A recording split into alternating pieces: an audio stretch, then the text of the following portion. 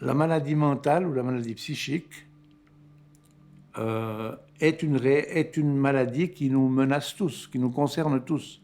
Mais ça, évidemment, je le dis 4 ans après mon hospitalisation dans un hôpital psychiatrique, c'est pas sûr que je l'aurais dit de la même manière une année avant. Rationnellement, intellectuellement, en tant qu'universitaire, je comprenais tout ce qui arrivait, ce qu'on me disait. J'ai enseigné en plus l'éthique, notamment l'éthique médicale pendant 25 ans.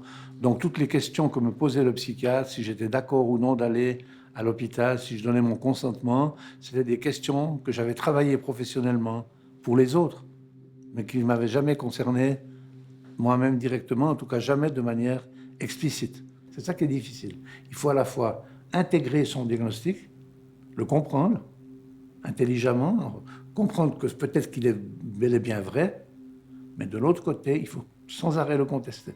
Les infirmières, les soignants, le psychiatre, les gens qui nous entourent, c'est monsieur et madame tout le monde. Et ils me voient fonctionner dans l'hôpital psychiatrique et il fait partie de mon univers. Il n'y a pas que des fous dans les maisons de fous. On n'est pas le psychiatre de son parent, de son étudiant, de son ami. Et en même temps, si on voit des symptômes de maladie chez eux qui ressemblent aux miens, on a le devoir et l'envie de leur dire, écoute, si j'étais toi, j'irais quand même consulter un psy. Le médecin, il ne sait pas beaucoup plus de choses que moi. Mon psychiatre est un homme tout à fait raisonnable et rationnel, tout aussi intelligent que moi, mais pas plus intelligent que moi.